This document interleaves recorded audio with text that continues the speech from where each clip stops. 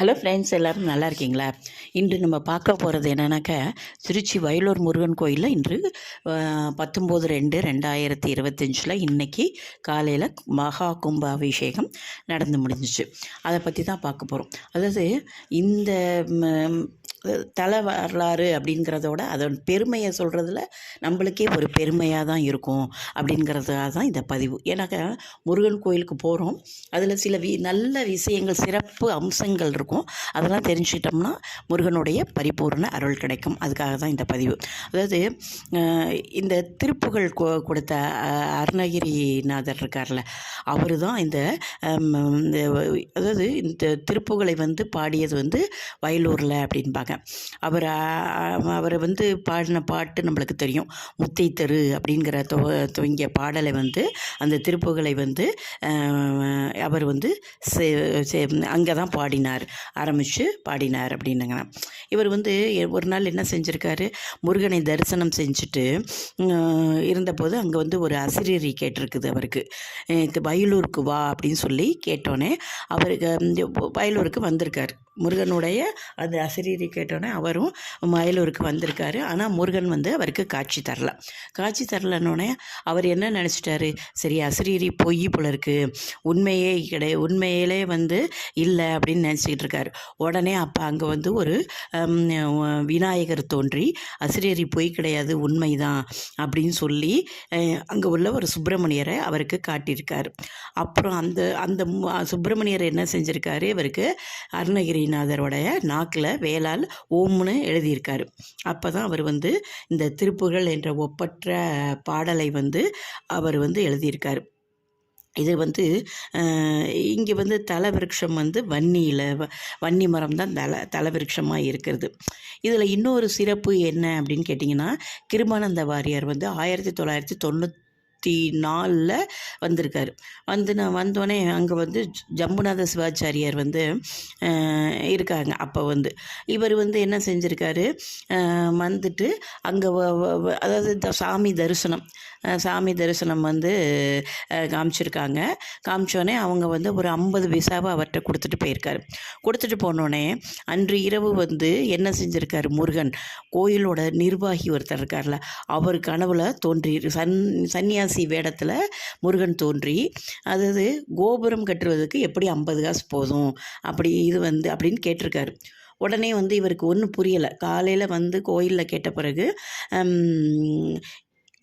என்ன 50 காசு கொடுத்துட்டு போயிருக்காரு, அது எப்படி கோயிலோட கோபுரத்தை கட்ட முடியும்? முருகன் அந்த வாரியார் தான் நம்மளுக்கு கோயில் கோபுரம் கட்டணுங்கிறத கனவில் இப்படி சொல்லிட்டு போயிட்டார். உடனே கோயிலில் விசாரிப்பது 50 பைசா கொடுத்தோன்னே அதை திருப்பி அனுப்பிச்சிருக்கிறாங்க வாரியாருக்கு. உடனே அவர் என்ன பண்ணியிருக்காரு, இந்த விஷயத்தெல்லாம் கேள்விப்பட்டு அந்த வயலூர் முருகன் கோயிலோட கோபுரத்தை கட்டி அவர் கும்பாபிஷேகம் செஞ்சுட்டு போனதாக சொல்லுவாங்க. இதில் நிறைய விசேஷங்கள்லாம் நடக்குதுங்க. இங்கே அவர் பாலகராய் காட்சி தர்றார்.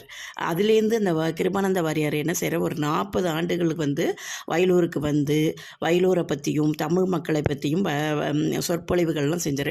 எந்த ஒரு சொற்பொழிவு செய்வதற்கு முன்னாடியும் வயலூர் முருகனை வணங்கிட்டு தான் இதை எல்லா புகழும் வயலூர் முருகனுக்கேன்னு சொல்லிட்டு தான் இந்த சொற்பொழிவே அவர் தொடங்குவார் அப்படின்னு சொல்லியிருக்கிறாங்க. வாரியாருக்கும் இந்த வயலூருக்கும் ஒரு பிரிக்க முடியாத ஒரு பிணைப்பு இருந்திருக்குது. அதாவது இது சிவனை முருகன் அவர் தரிசனம் செய்த அவர் பூஜை செய்த ஒரு ஸ்தலம்னு சொல்லுவாங்க. அக்னி தீர்த்தம் இங்கே சக்தி தீர்த்தம் ஒன்று இருக்குதுங்க. அது முருகனுடைய வேளால் குத்தி உருவாக்கிய சக்தி தீர்த்தம்னு சொல்லுவாங்க. இதில் இங்கே முருகன் கோயிலில் நேர்த்தி கடன்லாம் நிறைய இருக்குது. முடியரிக்கிறது, காது குத்துறது, காவடி தூக்குறது, பால் குடம், சஷ்டி விரதம், பிரதட்சணம், அடிப்பிரதட்சணம் எல்லாமே செய்கிறாங்க. இங்கே விரதம் இருக்கிறாங்க. இங்கே நிறைய கார்த்திகை நாள்லாம் நிறைய அன்னதானங்கள், ஏழைகளுக்கு பொருளுதவி செய்கிறது, அந்த மாதிரி நிறைய விஷயங்கள் இந்த வயலூர் முருகன் கோயிலில் இருக்குது.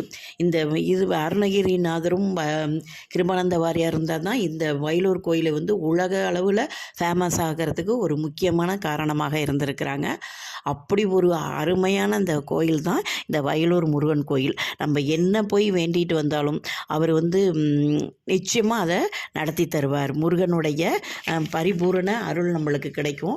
முருகன் வந்து நம்மளுக்கு என்ன தேவையோ, பங்குனி உத்திரம்னா மத்தியன்னு பார்த்திங்கன்னா திருக்கல்யாணம்லாம் நடக்கும். இங்கே வந்து தாண்டவ நடராஜர் அப்படிங்கிறது இருக்கார். ரொம்ப வந்து பொய்யா கணபதி, அவர் அருணகிரிநாதனுக்கு தோன்றிய அந்த பொய்யா கணபதியும் அங்கே இருக்கிறார். இதேமாரி இவ்வளோ விசேஷங்கள் இருந்த இந்த வயலூர் முருகனுக்கு கண்டிப்பாக ஒரு முறை போயிட்டு வாங்க. உங்களுடைய எல்லா கஷ்டங்களையும் இந்த நல்ல நாளில் முருகன் தீர்த்து வைப்பார். என்றைக்கு இருந்தாலும் முருகனுடைய பரிபூரண அருள் நம்மளுக்கு கிடைக்க எல்லோருக்கும் வாழ்த்துக்கள். ஏன்னா கும்பாபிஷேகம் பார்க்காட்டியும் அந்த கோயிலை பற்றி இவ்வளோ பெருமைகளை நீங்கள் கேட்குறதே நீங்கள் உண்மையிலே கும்பாபிஷேகம் பார்த்ததுக்கு இணையான ஒரு செயலாக தான் இருக்கும். அதனால் நீங்கள் இதை வந்து பார்க்குறவங்க நீங்கள் மாத்திரம் இல்லைங்க, உங்கள் ஃப்ரெண்ட்ஸ் ரிலேஷன் எல்லாருக்குமே இந்த புண்ணியத்தை நீங்கள் ஷேர் பண்ணுங்கள். அவங்களும் கேட்டு புண்ணியம் அடையட்டும். எங்களுடைய பதிவை பார்த்த அனைவருக்கும் நன்றி. மறக்காமல் எங்கள் சேனலை சப்ஸ்கிரைப் பண்ணுங்கள். மீண்டும் ஒரு அருமையான பதிவுடன் சந்திக்கிறேன். நன்றி, வணக்கம்.